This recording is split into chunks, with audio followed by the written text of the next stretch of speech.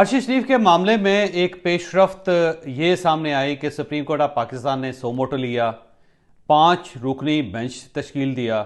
उस बेंच ने समाअत शुरू की और इसके बाद गवर्नमेंट ऑफ पाकिस्तान को बुला के ये पूछा गया कि आप अपनी पोजीशन क्लियर करें कि क्या आप वाकई अर्शी शरीफ का जो कत्ल है उसको कत्ल समझते हैं या नहीं समझते। दूसरा, इस कत्ल के खिलाफ जो कार्रवाई है वो कहाँ तक पहुँची है। तीसरा ये है कि जो फैक्ट फाइंडिंग रिपोर्ट थी वो कहाँ पे है और अभी तक वो रिपोर्ट किसी जगह पे जमा क्यों नहीं हुई और उसके ऊपर कार्रवाई क्यों नहीं हुई। और फिर इसके साथ साथ जो मेडिकल रिपोर्ट थी अर्शी शरीफ शहीद के, उसके ऊपर भी सुप्रीम कोर्ट ऑफ पाकिस्तान ने अदम एतमाद कर दिया। यूं 43 दिन बाद, 43 डेज के बाद अर्शी शरीफ की कत्ल की FIR कटी, लेकिन उस FIR से भी उनकी वालदा मुतमईन नहीं है। वालदा का ये क्लेम है कि क्योंकि मेरा बेटा शहीद हुआ है तो उसकी FIR मैं खुद कटवाऊंगी, मेरे लिए पुलिस की मदीयत में FIR काबिल कबूल नहीं। और वालदा इस लिहाज से बिल्कुल दुरुस्त कह रही हैं क्योंकि जब लवाहिकीन मौजूद हैं, लवाहिकीन एक FIR करवाना चाहते हैं, तो फिर मेरा ख्याल ये है कि पुलिस को लवाहिकीन की मर्जी की FIR काटनी चाहिए। ये बात। दूसरी बात यह है कि क्या पाकिस्तान के अंदर जब कोई मर्डर हो जाएगा तो उस मर्डर की FIR करवाने के लिए सुप्रीम कोर्ट ऑफ पाकिस्तान जाना पड़ेगा। और अगर सुप्रीम कोर्ट ऑफ पाकिस्तान सो मोटो नहीं लेगी और वो 5 रुकनी बेंच नहीं बनाएगी तो क्या फिर उस कत्ल के खिलाफ कोई कार्रवाई नहीं होगी? क्या कातलों की गिरफ्तारी नहीं होगी? क्या इन्वेस्टिगेशन नहीं होगी? तो ये जो कल की कार्रवाई थी सुप्रीम कोर्ट ऑफ पाकिस्तान की, उसने बहुत से नए सवाल पैदा कर दिए। अब पाकिस्तान का हर शख्स ये पूछ रहा है कि क्या अर्शी शरीफ अगर आम आदमी होता या वो आम शख्स होता, उसका ताल्लुक टंडू आदम खान से होता या फिर कराची से होता या फिर लाहौर से होता या फिर फैसलाबाद से होता या वो रावलपिंडी का शहरी होता, आम शहरी होता आपकी तरह और मेरे तरह, और अगर उसके साथ ये वाकया पेश आ गया होता तो क्या उसे भी इतना इंसाफ मिलता? क्या सुप्रीम कोर्ट ऑफ पाकिस्तान उसके लिए नोटिस लेती? और क्या वो हुकूमत पाकिस्तान को बुला के उससे पूछती कि FIR क्यों नहीं हुई? तो ये एक सवाल पाकिस्तान के अंदर बहुत बड़ा पैदा हुआ है और लोग कल से इस सवाल का जवाब चाह रहे हैं।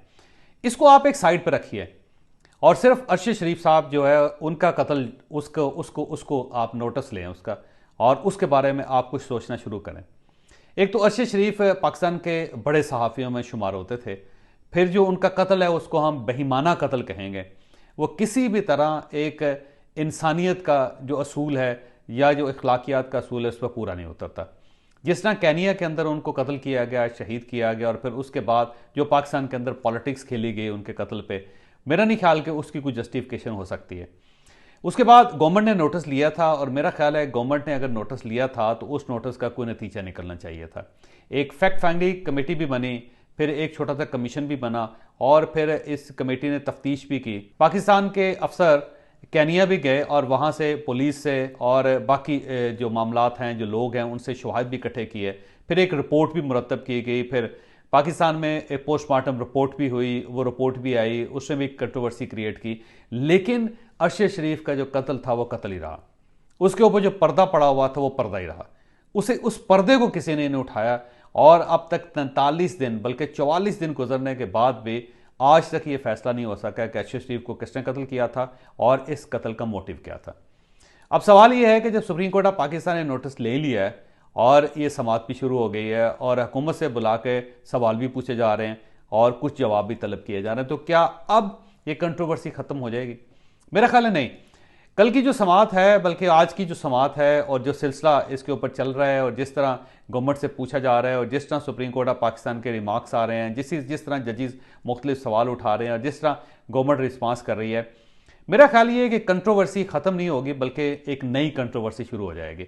अब वो नई कंट्रोवर्सी जो है उसका ताल्लुक इमरान खान साहब के साथ है। आपको याद होगा कि चंद दिन पहले इमरान खान साहब ने अपने मेज़ के ऊपर कागज़ रख के अपने हाथ से कलम लेके उसके ऊपर चीफ जस्टिस ऑफ पाकिस्तान के नाम एक दरख्वास्त लिखी थी और उस दरख्वास्त में इमरान खान साहब ने चीफ जस्टिस से ये अपील की थी कि अर्शी शरीफ के कत्ल पे कार्रवाई की जाए और एक फुल बेंच बनाया जाए और उस बेंच को चाहिए कि वो इस केस की हेयरिंग करे, सो मोटो नोटिस ले और इसके बाद गवर्नमेंट ऑफ पाकिस्तान को बुला के उनसे ये पूछा जाए कि मोटिव्स क्या से कत्ल के और जिम्मेदार कौन है और उनको करार वाकई सजा दी जाए और हुकूमत इसमें नेगलिजेंस का मुजाहरा क्यों कर रही है।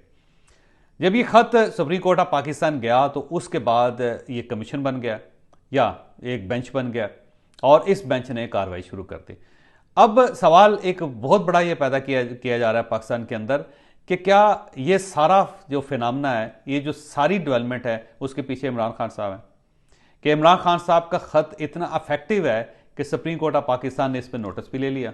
चीफ जस्टिस ऑफ पाकिस्तान ने एक 5 रुकनी बेंच भी बना दिया और उस बेंच ने फौरी तौर पे हुकूमत को बुला के ये भी कह दिया कि आज के आज FIR दर्ज होनी चाहिए और फिर FIR दर्ज भी हो गए।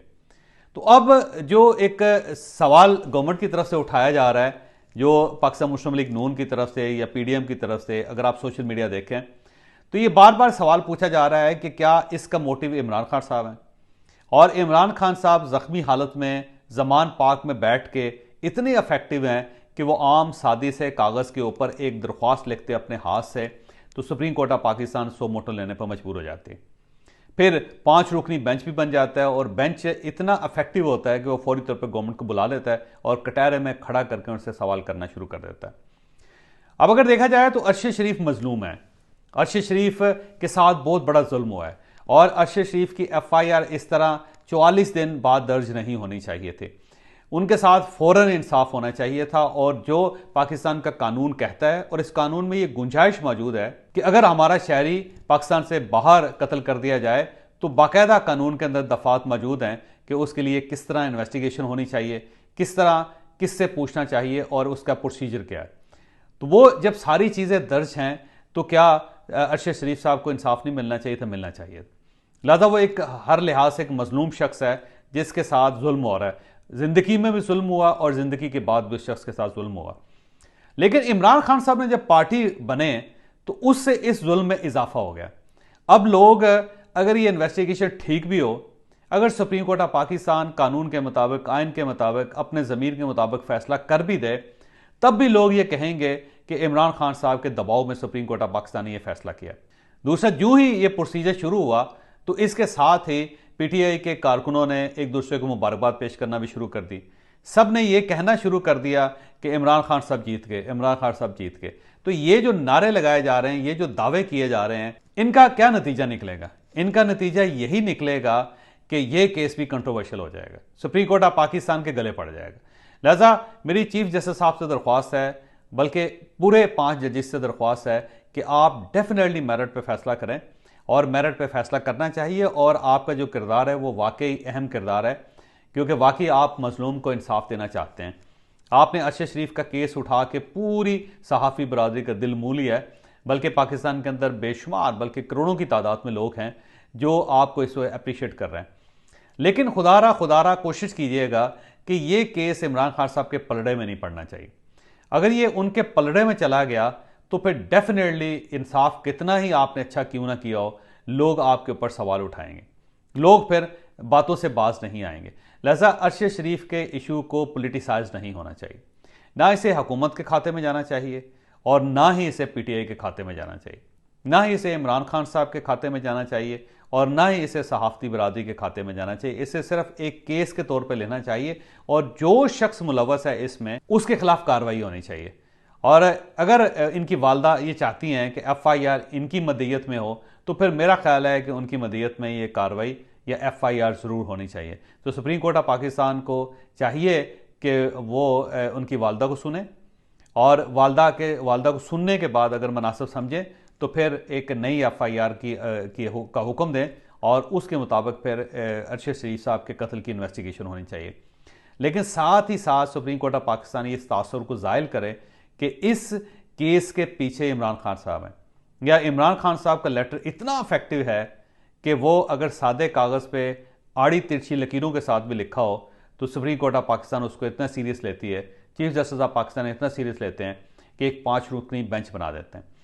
लिहाजा मुझे ख़तरा ये है कि कहीं ऐसा ना हो, खुदा ना खास्ता ऐसा ना हो कि ये जो केस है ये भी इमरान खान साहब के खाते में पढ़ के पोलिटिसाइज हो जाए और अरशद शरीफ का कोई इंसाफ ना मिल सके इस बेचारे को, बल्कि ये सियासत के कब्रिस्तान में इसी तरह दफन होता रहे, इसी तरह जागता रहे, इसी तरह उठता रहे और इसी तरह ये दफन होता रहे। ऐसा नहीं होना चाहिए।